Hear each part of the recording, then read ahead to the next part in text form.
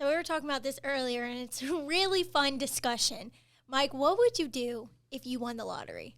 That's, I can't even imagine having that much money. Yeah, I don't even know what it's up to right now. I think yesterday it was at 1.28 billion and nobody won, so it's going to jump up. I think they said to 1.7, 1.8, but that's a lot of freaking money. The first thing I would do, and this is what I was telling Shannon, first thing I would do is I would DM every one of my Facebook friends and ask them to borrow $100. I'm going to say, I'm in a big jam. Can I borrow $100? That way, everybody that told me no, I could pretty much write them off when they were trying to come to me for money. So it'd be a good way to really see how people are. But seriously, I think you need like a financial advisor. You need all that kind of stuff. A lawyer. You were reading up on some stats about like. Yeah. So I had always heard it, and I've seen TV shows talk about it, though. They say that it's like a creepy coincidence that people that don't stay anonymous when they win the lottery end up having tragic accidents and die earlier in life than what, people would typically expect, or they get murdered, they get kidnapped, things like that, just because that's a lot of money at stake. And you'd be surprised the people closest to you will stab you in the back. I was reading about this one guy, his stepsister or his sister and her fiance murdered him.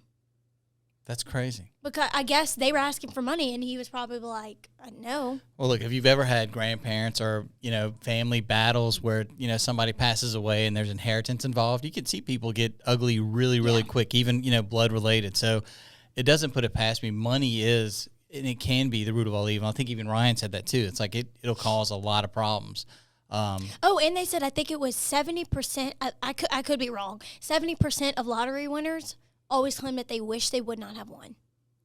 And you said something about after 5 years, it was like 50% of them have lost their money. Yeah, or went lost through all their money. They either, whatever it was, gambling it away, buying $1 million houses, not realizing how much taxes are being taken out on the lottery winning, not investing it in a smart way. They could have invested millions into a startup that ended up not going anywhere, so they lost out on that money. I mean, it's just like they do dumb things with the money. And there was a heroin addict who was unemployed, won the lottery at the time, and ended up dying a couple years later in his own feces in a storage unit. Like, literally lost everything. That's terrible. Yeah, I think he lived in Florida. But I think it's just a really interesting conversation. Like, I grew up comfortable, not with a lot of money. And so I'm like, how different would my life really be if I woke up tomorrow a billionaire? And I'm like, I'm already happy right now, and I don't have millions or billions. So how different would I be? Of course, money does change your life, but it doesn't make you happy. And, my family's given so much to me, which is why I'm able to do the things that I've done my whole life. And so I would definitely pay off my parents' house. Wherever I'm moving, I'm taking my family with me. And I always told my Mimi, too, that because my Mimi loves the beach so much, and she's still single. She's been single pretty much since my mom and her sister were babies. And so I said, Mimi, when I get rich one day, I'm going to get you your own little beach condo, and you're going to have all your maids and personal servers, because we love my Mimi, and she spoiled us even whenever she has had nothing, and she would give the shirt off her back to anybody. So I would definitely take care of my Mimi, and then I would put some money into LSU cheer program so they can get some nice things going. And other than that, I really don't know what I would do. I think this almost kind of relates back to what we talked about, having that circle. You have a really good tight circle of people, like right now, who your influencers are, those kind of people. And it's almost like, all right, you really need to make sure you have a circle of trust around people that you want.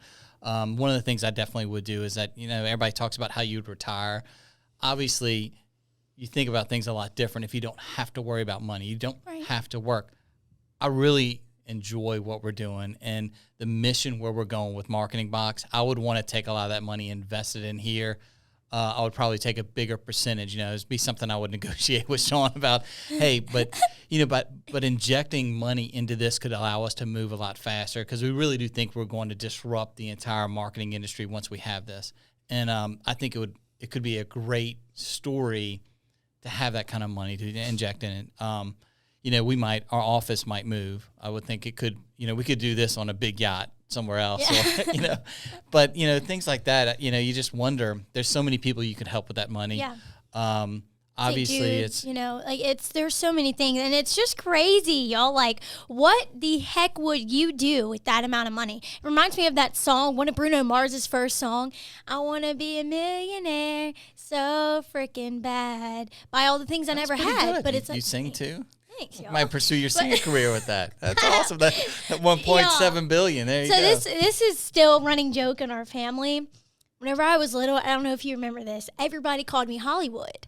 I just came out the womb, and I was born with little pink birthmarks on my eyes. When I cry, they come out.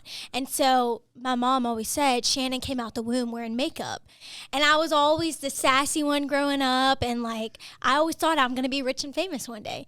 It hasn't happened yet, but so You're I'm still like, very young, you know so you got yeah, but you know, so Hollywood. that's my dad's all of his old friends. Mr. Jason used to call me that too. But yeah, y'all comment below, like, what would you do with that money? It's easy to be like, I want to take this all for myself, be selfish with it, because money can change your life, but it can't make you happy. And so I think I don't know. I mean, one of the things they need to do is actually educate themselves when you get handled that amount of money. A lot of people who do win the lottery, if you've seen them and looked in the past, you know, it's people who really don't know, have that much money, and they just go wild with it. So one of the first things you got to do is just educate yourself. And once you do that, you know, then you just manage everything else with it. Yeah, it's kind of like those college athletes, or or even kids out of high school that all of a sudden get to the NBA. You know, that all of a sudden get these huge payouts. It's like all of a sudden, I think MC Hammer even, he went from nothing to millions, and he basically had an entourage where he gave all his money and ended up really hurting him. I don't know the exact story, but I think he went broke for a little bit. I think he's made a little bit of a comeback, but not near what he had. So yeah, you have to, again, that community, getting a financial advisor, they're going to take a part of it. So you always have to think, there's 25% of the taxes. If you take the cash out sum, I was looking at the stats, it went from 1.2 billion that the offer was to actually 478 million, and then the taxes, you end up, your cash out's like 300 something million. So that's a huge difference. But again, would you do it over 29 years? I mean, that's something, easy for you if you wanted to do that, because you're definitely going to be around here for 29 years. But like Ryan and I, I don't know if I want to leave that for my kids to manage. Yeah. They already spoiled.